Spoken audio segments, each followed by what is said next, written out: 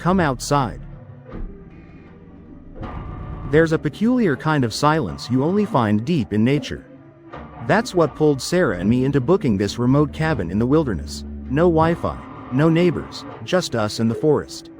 We were celebrating 10 years of marriage, and after months of grueling schedules, we needed something simple, peaceful, and uninterrupted.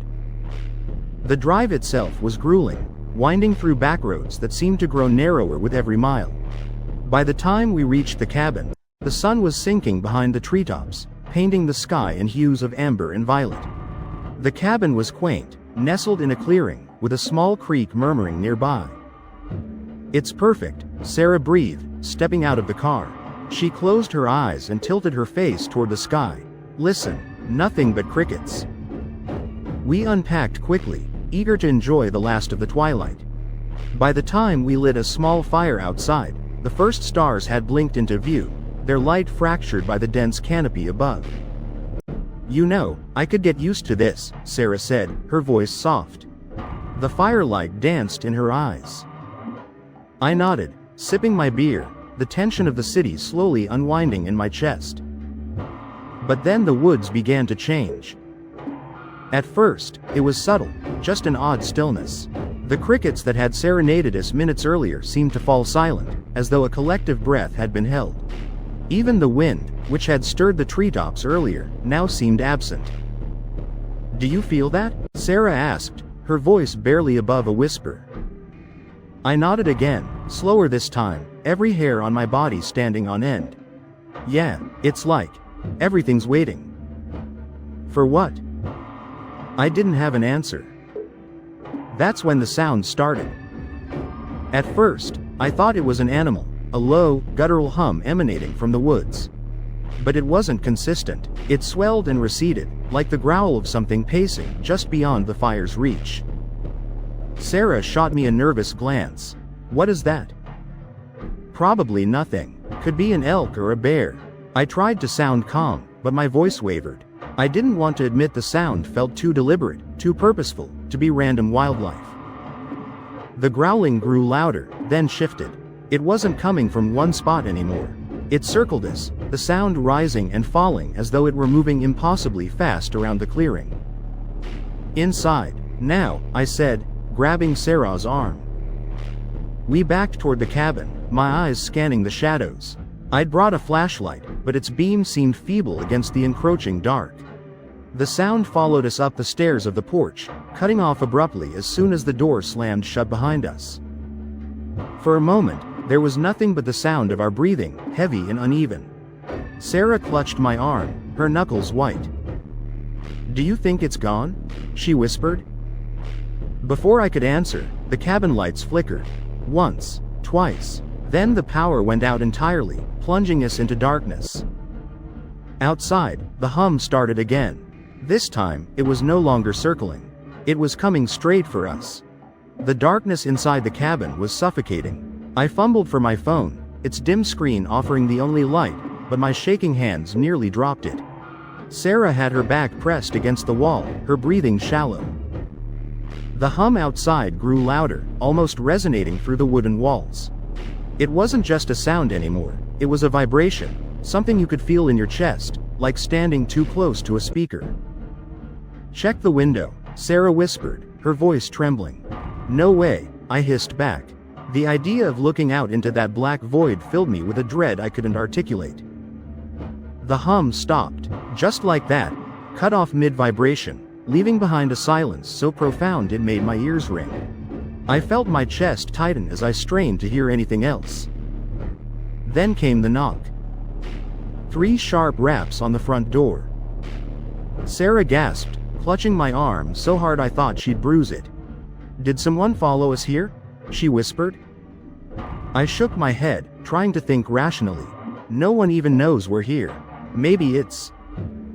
Another knock, this time heavier. Slower, each impact rattled the cabin. Who's there? I shouted, my voice cracking. No response. I grabbed the flashlight from the kitchen counter, its beam trembling as I approached the door. Sarah clung to my back, her nails digging into my shirt. The knocking started again, steady and deliberate. When I reached the door, I hesitated.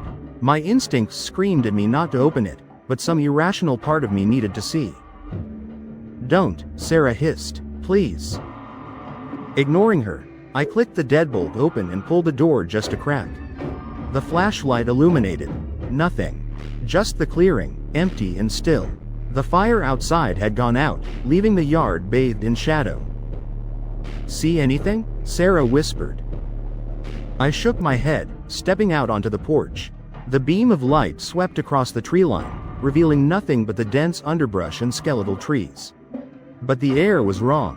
It was too heavy, too cold for this time of year. "Get back inside," Sarah urged. And then I saw them. Eyes, reflective and unblinking, hovering just beyond the edge of the forest. At first, I thought it was a single set, but as I focused, I realized there were dozens. No, hundreds. They glittered like shards of glass, scattered through the woods, staring out from impossible angles and heights.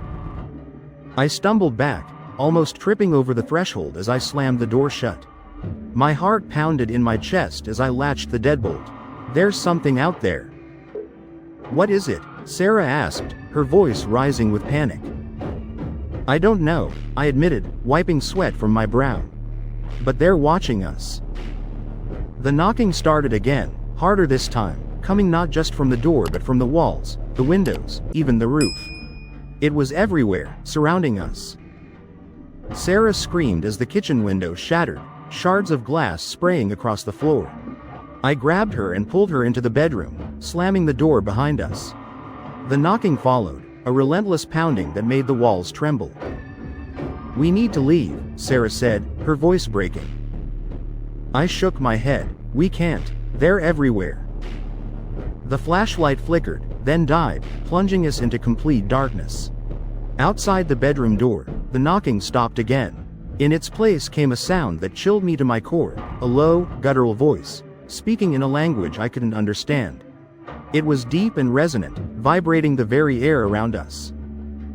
Sarah began to cry, and I wrapped my arms around her, trying to shield her from whatever was out there. Then the voice stopped, replaced by a long, drawn-out creak, like the sound of wood bending under pressure. It came from directly above us. "They're on the roof," Sarah whispered. I didn't respond, too terrified to even breathe. Slowly, the creaking moved, footsteps pacing directly overhead.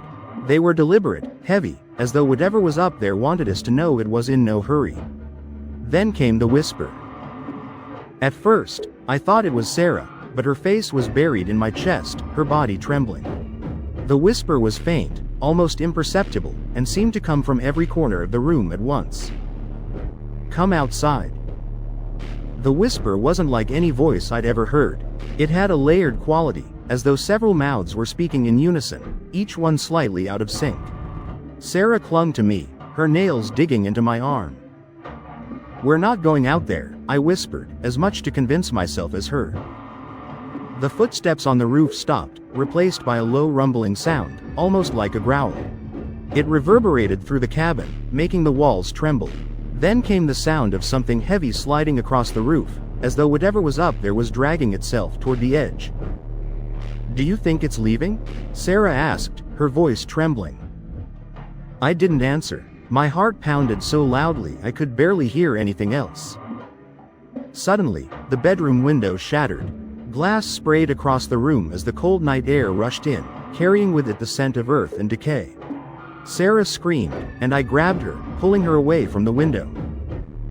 But nothing entered, no figure, no shadow, just the oppressive silence. And then, the knocking returned. It started on the bedroom door, slow and deliberate, as though whatever was outside was testing its strength. The handle jiggled, and I felt my blood run cold. "Get in the closet," I whispered to Sarah. She hesitated, her eyes wide with fear, but I pushed her toward the small closet in the corner of the room. "Go."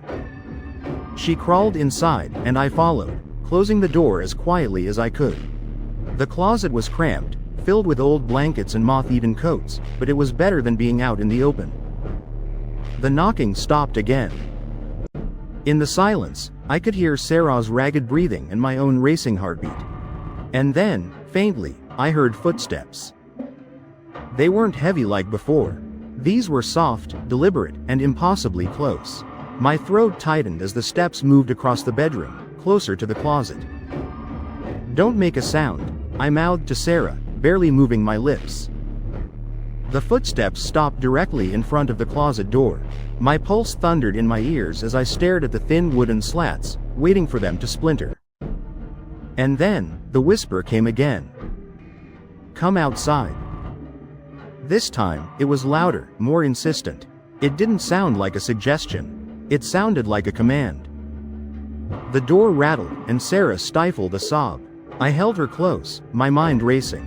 There was no way out of this. Whatever was out there wasn't going to leave us alone. The whisper grew louder, more distorted, until it filled the entire room. I felt it vibrating in my skull, a pressure building behind my eyes. And then it stopped. For a moment, there was nothing. No sound, no movement, just the oppressive silence. I dared to hope that maybe, just maybe, it was over. But then the closet door flew open. The beam of a flashlight hit my face, blinding me. I threw up my hands to shield my eyes, and a voice barked, "Jesus Christ, are you two okay?" It took me a moment to realize what was happening. Standing in the doorway was a man in a ranger's uniform, his face pale and drawn. Behind him, I could see two more figures, their flashlights cutting through the dark. "What's going on here?" the ranger asked, his voice sharp. I opened my mouth to speak, but no words came out. I was too stunned, too overwhelmed to explain. "Come on," he said, motioning for us to follow. "We need to get you out of here." The ranger led us out of the cabin, his flashlight cutting through the suffocating darkness. Sarah clung to me, her fingers trembling against my arm. I stole a glance at her face, pale, tear-streaked, and wide-eyed. She was too stunned to speak, and honestly, so was I. The other two rangers trailed behind us, their movements brisk and purposeful. None of them spoke as we made our way down the dirt path that led to their truck, parked just beyond the tree line. The forest seemed different. The dense canopy above didn't block out the stars anymore. The air, though still cold, didn't carry that unnatural weight. But the silence remained, and it wasn't comforting, it was waiting. When we reached the truck, the lead ranger turned to us. His face was gaunt, his eyes sunken like a man who hadn't slept in days. "What were you doing out here?" he asked. "Vacationing," I croaked, my voice barely above a whisper. "The cabin." "You shouldn't have come," he cut me off, his tone harsh but tinged with something else. "Fear." "What the hell is going on?" I demanded, my voice rising. "What was that back there? Those things?" The ranger exchanged a glance with his colleagues, who stood stiffly by the truck, their hands resting on their belts as though ready to draw their weapons. "You were on cursed land," the ranger said finally, his voice low. "People don't talk about it because it doesn't make sense. And those who've seen it," he trailed off, shaking his head, "they don't usually make it out." "Cursed land?" Sarah said, her voice shaking. "What does that even mean?" The ranger sighed, running a hand through his graying hair. "This area, it's been wrong for a long time. Longer than any of us have been around. There are stories, old ones, about a tribe that lived here centuries ago. They worshipped something they believed lived in the woods. A presence, or a god, depending on who you ask." "A god?" I repeated, incredulous. He nodded grimly. "When settlers came through, they clashed with the tribe. It got violent. Blood was spilled, and according to legend, the tribe cursed the land, calling upon their god to protect it forever. That's when the disappearances started." "Disappearances?" Sarah whispered. "People go missing out here," the ranger said, his voice barely audible. "Hikers, hunters, campers. The ones we do find, if we find them, don't make any sense. It's like they've been drained." "Drained of what?" I asked, my stomach knotting. He shook his head. "Everything. Blood, life. Sometimes it looks like they've been dead for decades, even if they've only been missing for days." The weight of his words settled over us like a shroud. Sarah let out a quiet sob, and I pulled her closer. Then why didn't anyone warn us? I asked, anger bubbling to the surface. Why rent out the cabin if it's so dangerous? The cabin isn't listed anymore, one of the other rangers said, his voice cold. It's been abandoned for years. I stared at him, my mind reeling. That's impossible. We booked it through a rental site. There were pictures, reviews. No, the lead ranger said, cutting me off. What you saw wasn't real. That's how it starts. It draws people in, makes them think they're safe until it's too late. I staggered back, the blood draining from my face. You're telling me we were lured here? The ranger nodded grimly. Whatever's in those woods, it's been feeding for a long time. It doesn't care how you get here, just that you do. As we drove away in the ranger's truck, I couldn't stop looking back at the cabin, its dark silhouette fading into the trees. I thought of the whispers, the eyes in the woods, the voice that had spoken to us. And I thought about what the ranger had said, that those who'd seen it don't usually make it out. We did. But even now, days later, I can still feel it watching. We made it home a week ago. The rangers didn't take us back to our car. It was too dangerous to retrieve, they claimed, but they drove us to the nearest town. From there, we caught a bus, still too shaken to argue or ask many questions. Sarah hasn't spoken much since. I can't blame her, neither have I. At first, I thought things would feel normal again once we got home. The cozy familiarity of our apartment was supposed to be a refuge, a barrier between us and whatever nightmare had unfolded in those woods. But the feeling didn't last. The first few nights, I couldn't sleep. Every creak of the floorboards, every whisper of the wind outside the windows had me bolt upright, clutching the baseball bat I now kept by the bed. I told myself it was paranoia, that we'd escaped and were safe. But deep down, I knew it wasn't true. It started small. Sarah swore she heard footsteps in the hallway late at night, though when I checked, the apartment was empty.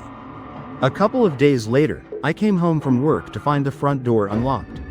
I thought maybe I'd forgotten to lock it in my rush that morning, until I saw the mud. There were faint footprints tracked across the hardwood floor, leading from the door to the living room. Small, bare footprints. Sarah was out grocery shopping, so I checked the whole apartment, my heart racing with every corner I turned. But no one was there, just the faint smell of damp earth lingering in the air. I didn't tell Sarah. She was already on edge, jumping at shadows and flinching at sudden noises. I didn't want to make it worse. But then the whispers came back. It was late, maybe 2 a.m. I was lying awake, staring at the ceiling while Sarah slept beside me. The room was dark, the only sound her soft breathing. And then I heard it. Come outside. The words were faint, muffled, but unmistakable. My chest tightened, and I froze, straining to hear. Come outside. This time, it was louder, closer. I slipped out of bed as quietly as I could, grabbing the bat from beside the dresser. My hands were slick with sweat as I made my way to the window. The street below was empty, bathed in the dim orange glow of the streetlights. Nothing moved. But the whisper came again, this time from the direction of the front door. Come outside. My knees felt weak, but I forced myself to move, inching toward the door. The bat felt useless in my grip, as if it wouldn't matter what I had to defend myself. The door was locked, the chain still in place. But the whispers didn't stop. Come outside. I peered through the peephole, my heart pounding so loudly it drowned out everything else. There was nothing there, just the empty hallway, dimly lit by the flickering light overhead. And then the whispers stopped. I didn't sleep that night. The next morning, Sarah told me she'd had a dream. I was back at the cabin, she said, staring into her coffee cup. Her hands were trembling, but it wasn't right. The forest was alive, moving. And you weren't there. I kept hearing your voice, though, calling me into the woods. I didn't tell her about the whispers. Last night, I woke up to find the bedroom window open. The curtains fluttered in the cold breeze, and I could hear the faint hum of crickets outside. Sarah was gone. I called her name, my voice trembling, but there was no answer. I ran through the apartment, searching every room, but she wasn't there. When I came back to the bedroom, I saw the note on the windowsill. The handwriting was shaky, barely legible, but I recognized it as Sarah's. "It's calling me. I have to go. Don't follow me. Don't look for me. I love you." I stared at the note, my mind reeling. The faint smell of earth filled the room, and when I looked out the window, I saw footprints in the dirt below. Bare, small, and leading into the trees at the edge of the property. The whisper came again, faint but unmistakable. "Come outside." I don't know what possessed me to go outside. Maybe it was the hope of finding Sarah, or maybe it was the whisper itself, burrowing into my mind, twisting my thoughts until I couldn't tell where fear ended and desire began. The air was colder than it should have been. My breath came out in plumes, swirling like smoke as I followed the trail of footprints into the woods. I'd grabbed the flashlight and the bat, but neither felt like they'd help. The beam of light cut through the darkness, but the shadows seemed alive, pressing closer the further I went. The footprints wound deeper into the trees, past where the manicured edge of the property gave way to untamed wilderness. I called Sarah's name, but my voice felt small, swallowed by the towering trees and the oppressive silence. "Come outside." The whisper was louder now, surrounding me, coming from nowhere and everywhere at once. It didn't sound like a command anymore. It sounded welcoming. "Sarah," I shouted, my voice breaking. Then I saw her. She stood in a small clearing, bathed in pale moonlight. Her back was to me, her hair loose and wild, her white nightgown fluttering in the breeze. "Sarah," I called, relief flooding my chest. I ran toward her, but as I got closer, I slowed. Something was wrong. She was too still. Her shoulders didn't rise or fall. And her skin was pale, almost gray, like it had been drained of life. "Sarah?" I whispered. She turned. It was her face, but it wasn't. Her eyes were too wide, too dark, and her lips twisted into a smile that didn't belong to her. It stretched too far, the corners reaching almost to her ears. "Come with me," she said, her voice layered and hollow, like a dozen others were speaking through her. I stumbled back, nearly dropping the flashlight. "What's happening? What did they do to you?" Her smile widened, impossibly so, revealing rows of sharp, glistening teeth. "It's beautiful, isn't it? You'll see." "Sarah, please," I begged, tears streaming down my face. "Come back with me. We'll leave. We'll..."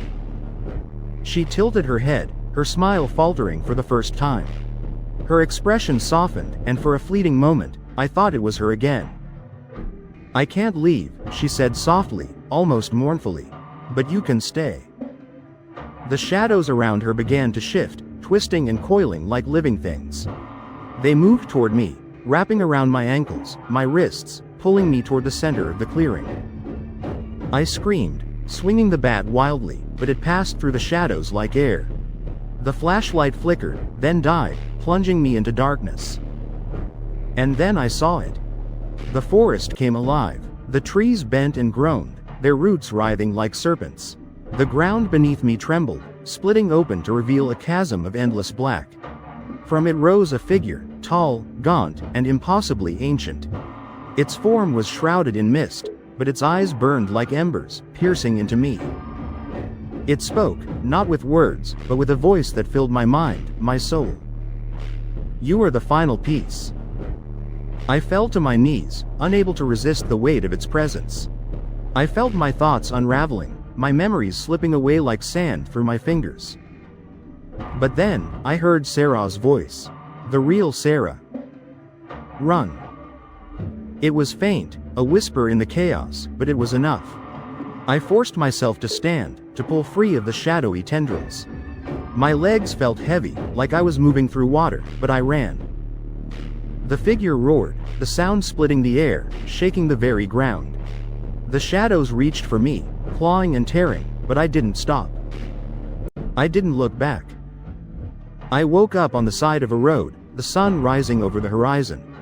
My clothes were torn, my hands bloody, but I was alive. The rangers found me later that day, wandering aimlessly. They asked what happened, but I couldn't tell them. Sarah was gone. It's been 6 months. I moved to a new city, started a new job, tried to leave it all behind. But I can't. The whispers have started again. Come outside. And sometimes, when I close my eyes, I see Sarah standing in the clearing, her smile wide and unnatural, calling me back to the woods. I don't know how much longer I can resist. Because the truth is, some nights, I hear my own voice whispering with hers. Come outside. Did you like the story? Like it, subscribe, and see you in the next video.